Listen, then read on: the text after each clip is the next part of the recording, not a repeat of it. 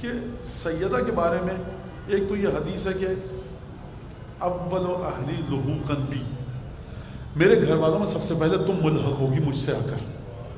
یہ سیدہ کے بارے میں اسحاق امام نے فرمایا.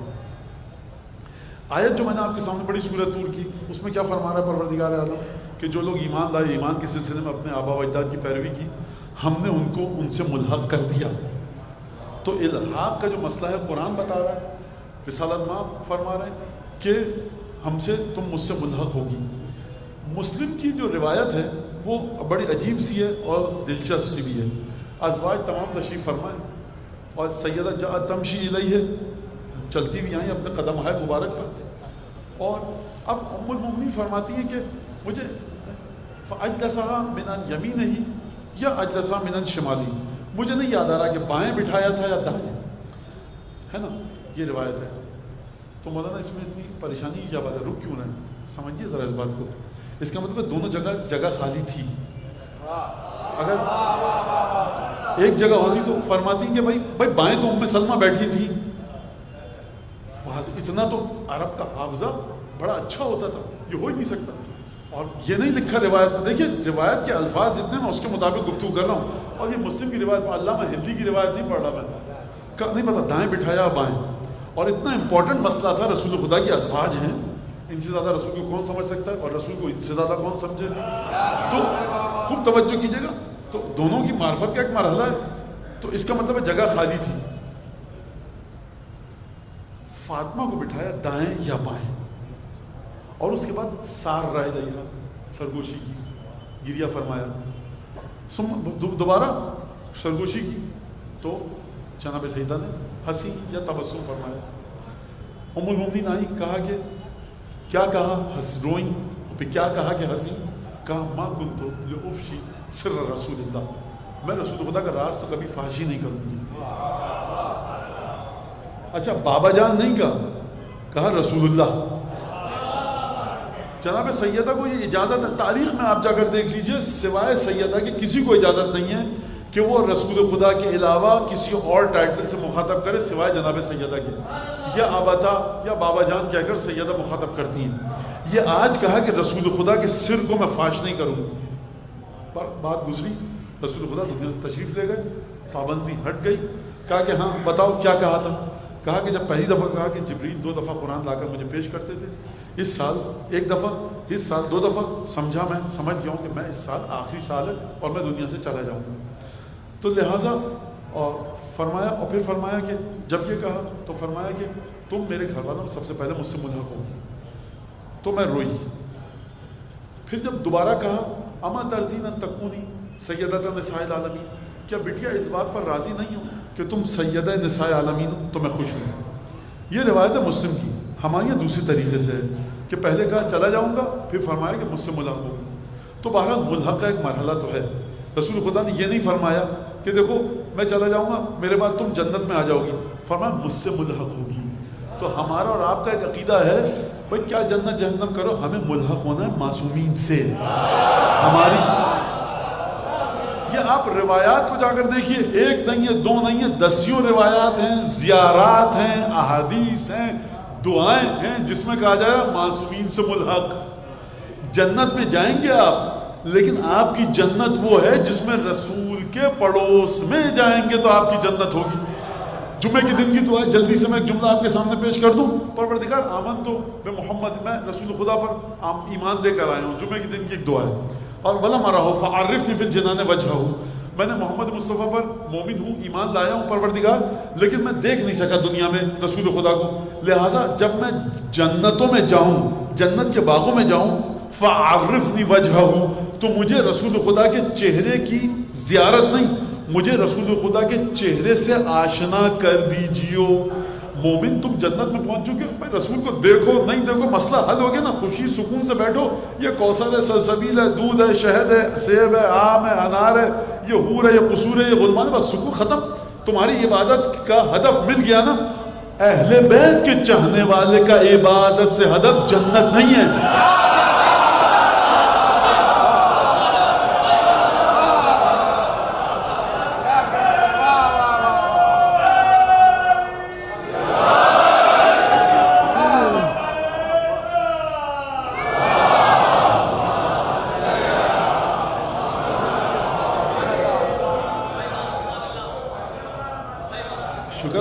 آپ غدیر کے دن نہیں تھے 18 ذی الحجہ کو خم میں، ورنہ رسول خدا فرماتے من کن تو مولا ہو، آپ وہیں نعرے لگانا شروع کر دیتے آدھا سرکار جنت کا مطلب یہ ہے کہ وہ جنت کہ جو رسول خدا کے وجود سے متصل ہو کر ملے، سید الشہداء کے ساتھ ملے.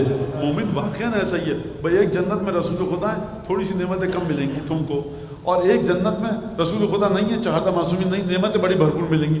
مومن کہے بھائی وہیں بھیج دو جہاں رسول خدا ہیں. تو یہ ہمارا کلچر ہے باقاعدہ، یہ ہمارا ایک انداز ہے، ہماری ریت ہے، ہماری رسم ہے، یہ ہم اس کو سمجھتے ہیں، مانتے ہیں دعاؤں کے ذریعے.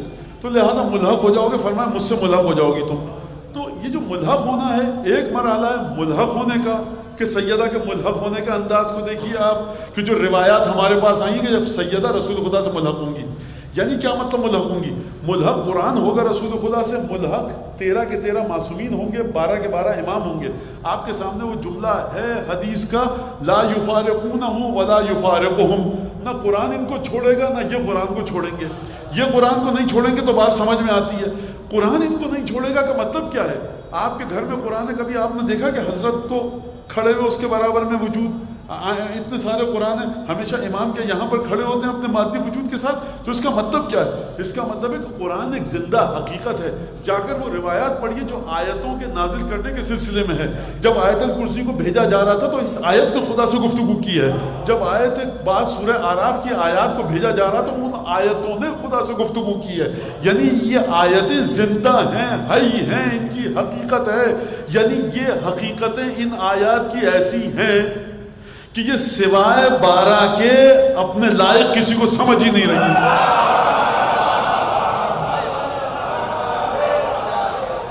لہذا جہاں پر بہت زیادہ قرآن قرآن قرآن کیا جائے نا، وہاں دیکھ لیجئے کہ یہ رسول خدا والا قرآن ہے یا خود ساختہ قرآن ہے. وہاں نا قرآن تو ایک ہی ہے، نہیں 2 قرآن ہیں، ایک خود ساختہ رسول خدا والا. رسول خدا والا کون سا ہے؟ وہ قرآن رسول خدا کا جس کے ساتھ شریک القرآن بھی ہے. اور لوگوں کا قرآن کیا ہے؟ بس آپ کو قرآن کے ذریعے آپ کی ذمہ داریاں بتاتے ہیں سرکار، اس کے بعد حدیث لائیے کیا کیا رہی ہے. لہذا ہر جگہ پر جہاں قرآن کی بات ہو رہی ہے آپ خوش مت ہو جایا کیجئے. یہ قرآن کے ذریعے بڑے بڑے کارنامے کیے ہیں مسلمانوں نے، خوب توجہ کیجئے گا اس بات کے اوپر. لہذا یہ ایک بڑی اہم بات ہے. تو ایک درود پڑھیں محمد آل محمد.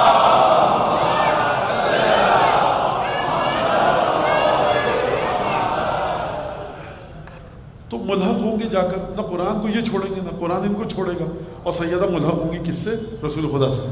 تو یہ بات سب کے ہمارے لیے واضح. اہل بیت حتی یرد علی الحوض، مطلب یہ قرآن اور اہل بیت 12 امام چلتے ہوئے آ رہے ہیں خرامہ خرامہ جنت میں اپنے قدموں پر. بھائی یہ رہے رسول خدا، قرآن کی حقیقتیں آئیں، بھائی مل دو رسول خدا، یہ رہے حوض کوثر پر. یہ حقیقتوں کا سب حقیقتوں کی بازگشت رسول خدا کی جانب ہے. یہ ایک بڑا ہمارا، یعنی ہمارے پاس جو چیزیں ہیں رسول خدا کے بارے میں، قرآن کے بارے میں، معصومین کے بارے میں، توحید کے بارے میں، یہ دنیا میں کسی کے پاس آپ کو نہیں ملیں گی مگر ان کے پاس کہ جنہوں نے جناب امیر سے کچھ سیکھا ہو. تو ایک تو یہ مرحلہ ہے. اب وہ پھر کل میں انشاءاللہ گفتگو پیش کروں گا کس طرح سیدہ ملحق ہوں گی. لیکن یہ جو ملحق ہوں گی سیدہ رسالت مآب کے ساتھ، سب سے پہلے تم مجھ سے ملحق ہوگی آ کر. اس کا مطلب یہ ہے کہ حقیقت سیدہ ایسی ہے کہ جن کو یہ بشارت نہیں دی جا رہی، تم آؤ گی سیدہ، بہترین قبر ملے گی اور قیامت اور جنت، تم مجھ سے ملحق ہوگی. اور خدا تبارک و تعالیٰ فرما رہا ہے کہ ہم نے ملحق کر دیا. اس کے بعد چھٹے امام فرما رہا ہے المجھولۃ قدراً، کوئی نہیں قدر کو سمجھ سکتا. تو لہٰذا آپ ان 3-4 نکات کو ذہن میں رکھیے گا. اگر منتقل ہو سکی بات اور میرے کج بیانی کے باوجود، پریشان گوئی اور آشفتہ سری کے باوجود تو الحمدللہ، نہیں ہوئی تو بہرحال کل کا بھی دن ہے، میں مزید سمجھانے کی کوشش کروں گا. وجود سیدہ کی خصوصیت کو سمجھیے روایات کی روشنی میں اور اہل بیت کی سے جو اشارات ملے ہیں. سب سے پہلے میں نے ایک بات کہی کہ انسان کو سب کچھ جو ملتا ہے، اولاد کبھی کبھی تحفے کی صورت میں ملتی ہے.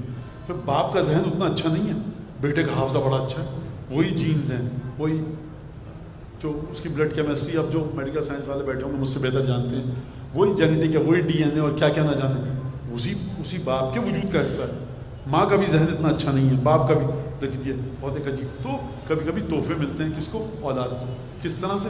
شایع نشان ماں باپ کے.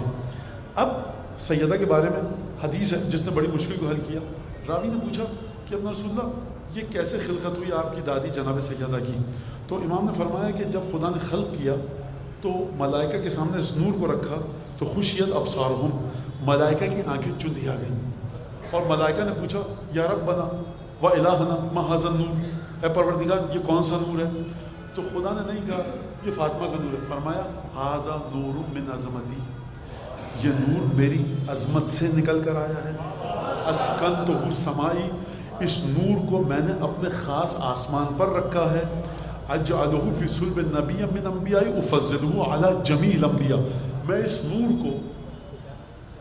نور کا باپ کس کو بناؤں گا، اس نور کو کس کے صلب میں رکھوں گا؟ اپنے نبیوں میں سے ایک نبی کے صلب میں، کسی بھی نبی کے 1,24,000 میں سے کسی بھی نبی کے صلب میں رکھوں گا۔ شرط کیا ہوگی اس نبی کی؟ افضلہ علی جمیع الانبیاء، شرط یہ ہوگی کہ اس نبی کے صلب میں رکھوں گا کہ جس نبی کو تمام انبیاء پر فضیلت دوں گا۔ تو سیدہ کے نور کو وصول کرنے کے لیے، سیدہ کا پدر بزرگوار کہلانے کے لیے نبوت کافی نہیں ہے، افضل الانبیاء ہونا چاہیے۔ اچھا میں ڈرتے ڈرتے ایک بات کہہ دوں کہ اصل کا ہماری کمزوری ہے یہ، اور ہے پرابلم ہے ہمارے ساتھ، انتقال ہو گیا اب کیا کہوں میں، بہرحال کنور مہندر سنگھ بیدی سکھ تھے، ان کا ایک شعر ہے جناب سیدہ کے بارے میں۔ اچھا یہ ہے اہل بیت کے ساتھ مسئلہ، اہل بیت کی معرفت خون کی طہارت چاہتی ہے، ضروری نہیں کوئی کلمہ پڑھے، ہزاروں کلمہ پڑھنے والے بے بہرا ہیں، یہ خون کی طہارت الگ ہے۔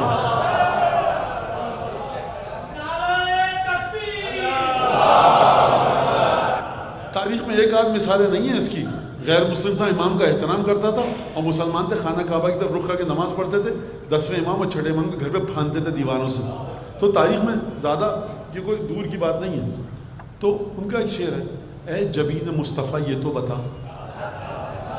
اے جبین مصطفیٰ یہ تو بتا، کتنے سجدوں کا صلہ ہے فاطمہ۔ یہ ایک اچھا یہ مجھے حیرت ہوئی، حیرت، آپ تو اہل بیت کے چاہنے والے ہیں، آپ کے لیے کوئی نئی بات نہیں ہے، لیکن مسئلہ ہے کہ جس نے وہ روایت نہیں پڑھی کہ رسالت کے بعد 40 دن روزے رکھنے کا حکم دیا گیا، راتوں کو عبادت کرنے کا حکم دیا گیا، دن کو روزہ رکھنے کا حکم دیا گیا، اعتزل عن الناس، لوگوں سے دوری اختیار کی، اس کے بعد معراج پر لے کر جا کے وہاں سیدہ کا تحفہ عطا کیا گیا، یعنی 40 برس کی عمر گزر چکی ہے، پہلی وحی آ چکی ہے، رسول خدا ختم نبوت کے مرحلے پر ہیں، اس کے باوجود کہا جا رہا ہے کہ اب جو فاطمہ کا نور عطا ہونے والا ہے اس کے لیے مزید آپ جتن کیجئے، مزید تگدو کیجئے، 40 دن کا اعتکاف کیجئے بقول میرے، اور تپسیہ کیجئے جو ہمارے یہاں لفظ ہے، عبادت کیجئے، راتوں کو عبادت کیجئے، دن کو روزہ رکھیے، وہ تمام کام کیجئے، ملے گی غذا بہشتی، اس کے بعد سیدہ کا تحفہ ملے گا۔ لہٰذا اب اگر جس بیوی کے بارے میں 6ٹھے امام یہ کہیں کہ عنصراً و نسباً و شرفاً، سیدہ کا نسب بلند ترین ہے، سیدہ کا شرف بلند ترین ہے، سیدہ کا عنصر بلند ترین ہے، سیدہ کے بارے میں جب فرمایا رسالت مآب نے اذا اشتقت الی رائحۃ الجنہ شممت رائحۃ ابنتی فاطمہ، جب مجھے جنت کی خوشبو سونگنے کا اشتیاق دل میں پیدا ہوتا ہے تو میں فاطمہ کی خوشبو کو سونگتا ہوں۔ فرمایا کیوں؟ اس وجہ سے کہ خلقت فاطمہ کا جو مادہ کہیے، عنصر کہیے، سبسٹنس کہیے، وہ دنیاوی نہیں ہے، بہشتی ہے۔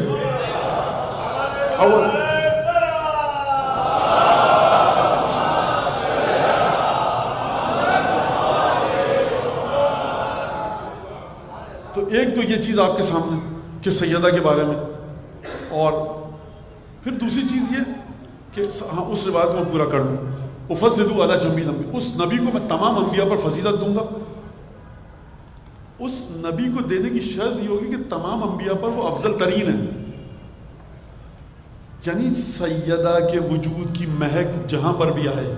ایک ہستی پدر بزرگوار بننا چاہتی ہے سیدہ کی، سید الانبیاء، ایک انسان ہے محب سیدہ بننا چاہتا ہے، تو جہاں پر سیدہ کے وجود کی مہک ہوگی وہ انسان دوسروں سے بالا تر ہے، وہ اپنی قدر کرے۔